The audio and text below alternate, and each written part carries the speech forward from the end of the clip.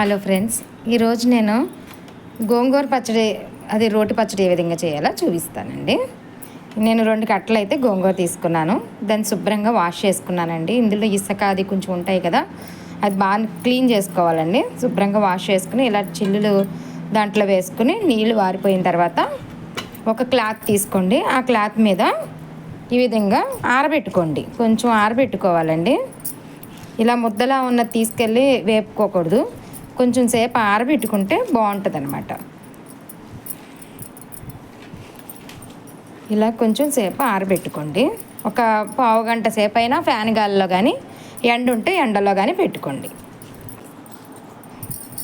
కొంచెం ఇలా తుడిసేసుకోండి, తొందరగా ఆరిపోతుంది కదా.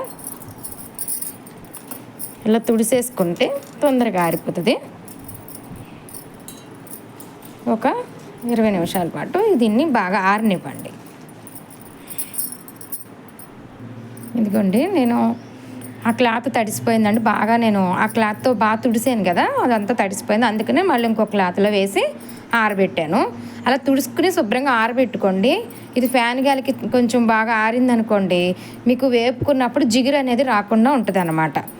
అంత ఎక్కువ జిగురు రాదనమాట. ఓకేనా? ఈ విధంగా ఇప్పుడు ఒక 20 నిమిషాల పాటు దీన్ని ఫ్యాన్ గాలిలో ఆరబెట్టండి. ఓకేనా? ఈ విధంగా ఆరిపోయిన దాన్ని ఒక దాంట్లోకి తీసేసుకుందామండి.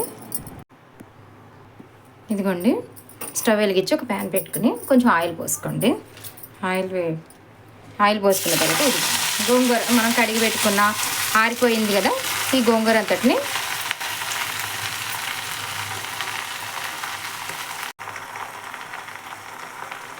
కొంచెం సేపు ఆగితే ఆకంతా కిందకి దిగిపోద్దండి. కొంచెం నెమ్మదిగా కొద్దిగా కలుపుకోవాలి.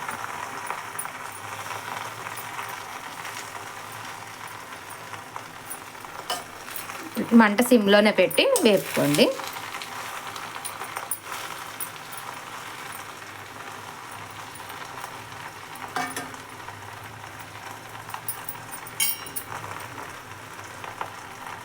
మీరు ఎప్పుడైనా సరే గోంగూర పచ్చడి, ఇది నిలవ పచ్చడి కాదండి, రోటి పచ్చడి అయినా సరే మనం శుభ్రంగా కడిగి కొంచెం సేపు తుడిచి కాసేపు ఆరబెట్టుకున్నాం అనుకోండి, జిగురు అనేది రాదనమాట. ఇలా చేసుకుంటే బాగుంటుందని ఈ విధంగా చెప్తున్నాను అండి.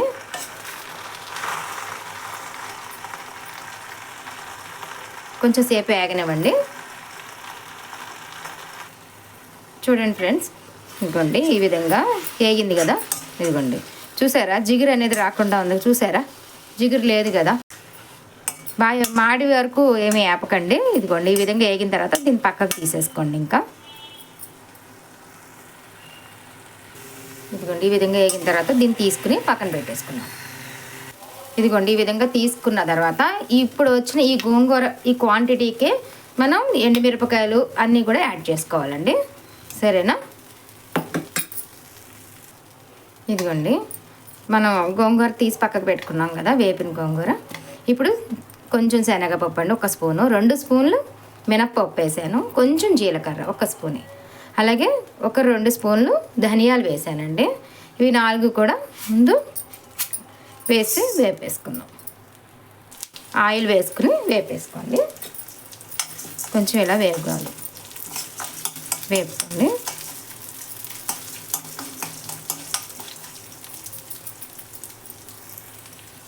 ఇదిగోండి, ఇవి వేగుతున్నాయి కదా. ఇప్పుడు ఎండుమిరపకాయలు తీసుకున్నాండి. ఈ గోంగూర పచ్చడికి ఎండుమిరపకాయలు ఎక్కువే పడతాయండి, ఎందుకంటే గోంగూర అనేది పుల్లగా ఉంటుంది కదా, కాబట్టి కొంచెం కారంగానే ఉండాలి. కాబట్టి ఎండుమిరపకాయలు ఎక్కువనే పడతాయి, కొంచెం ఎక్కువనే పడతాయండి, చూసుకుని వేసుకోండి.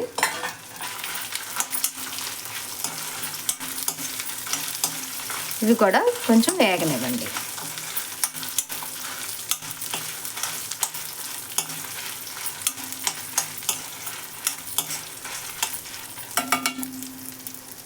ఇంకోండి, వెల్లుల్లి రేకులు ఒక 10 వేస్తున్నాను. ఇవి కూడా ఒకసారి వేపుకోండి. తాలింపులు వేగిపోతున్నాయి కదండి, ఇంకా స్టవ్ బంద్ చేసేసుకోండి. ఈ విధంగా వేగిన తర్వాత స్టవ్ బంద్ చేసేసుకోండి. ఇప్పుడు ఇది కొంచెం చల్లారిన తర్వాత మిక్సీ పట్టుకుందామండి. దీంట్లో సాల్ట్ ఒకటి వేసుకుని మిక్సీ పట్టుకోవాలి. చింతపండు అసలు ఏమీ అవసరం లేదండి, ఎందుకంటే ఆల్రెడీ గోంగూర పుల్లగానే ఉంటుంది కాబట్టి చింతపండు ఏం అవసరం లేదు. ఉప్పు వేసి టేస్ట్కి తగ్గ ఉప్పు వేసుకుని మీరు గ్రైండ్ చేసుకోండి. ముందు మనం ఈ ఎండుమిర్చి వేపుకున్నాం కదండి, వీటిని ముందు మిక్సీ పట్టుకోవాలి. కొంచెం సాల్ట్ వేసుకుని ఉప్పు వేసుకుని మిక్సీ పట్టుకోండి. ఎందుకంటే ఈ విధంగా మిక్సీ పట్టిన తర్వాత గోంగూర వేపు పెట్టుకున్నాం కదా, ఈ గోంగూర కూడా వేసేసుకుని మళ్ళీ ఇంకొకసారి మిక్సీ పట్టుకోండి. ఇదిగోండి ఈ విధంగా కొంచెం కొంచెంగా కలుపుకుంటూ మళ్ళీ మిక్సీ పట్టుకోండి ఒకసారి. ఇదిగోండి ఈ విధంగా మెత్తగా నలిగిపోయింది కదా, ఇప్పుడు దీన్ని తాలింపు వేసుకుందామండి. ఇదిగోండి తాలింపుకి నూనె పోసుకోండి. కొంచెం నూనె ఎక్కువే పడుతుందండి గోంగూర పచ్చడికి. ఇదిగోండి మినప్పప్పు అలాగే శనగపప్పు కూడా వేసుకోవాలండి.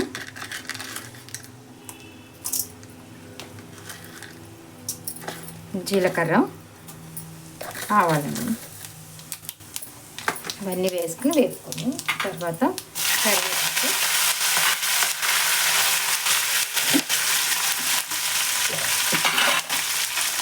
రెండు ఎండుమిర్చి తుంచి వేసుకోండి. కొంచెం శనగపప్పు మినపప్పు కొంచెం ఎక్కువనే వేసుకోండి, పంటకి తగులుతూ ఉంటే బాగుంటుంది కదా. కొంచెం ఎక్కువనే వేసానండి. శనగపప్పు మినపప్పు ఆవాలు జీలకర్ర కరివేపాకు ఎండుమిరపకాయ వేసి వేపుకోవాలి. ఇదిగోండి ఈ విధంగా తాలింపు వేగిన తర్వాత కొంచెం ఇంగువ వేసుకోండి టేస్ట్ కోసం.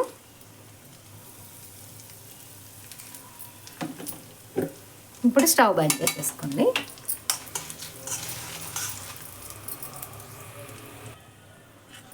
మనం నూరి పెట్టుకున్నాం ఉంది కదా గోంగూర పచ్చడి, ఇదంతా వేసేసుకోండి. ఇందులో వేసేసుకొని స్టవ్ బంద్ చేసేసుకోండి. వేసేసుకొని కలుపుకోండి, బాగా కలిపేసుకోండి.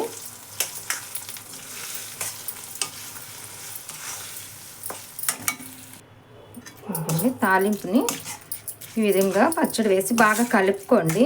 ఇది ఎంత నూనె వేసినా బాగా పీల్ చేసుకుంటుందండి. చూసారా, మనం చాలా నూనె వేసాము తాలింపులో, అయినా సరే చూడండి బాగా పీల్ చేసుకుంటుంది అనమాట. అందుకే నేను కొంచెం ఆయిల్ తాలింపులో కొంచెం ఎక్కువ వేసుకోమన్నాను. ఈ విధంగా బాగా కలిపేసుకోండి. అంతే అండి, అయిపోయింది. ఇది ఒక బౌల్లోకి తీసేసుకుందాం.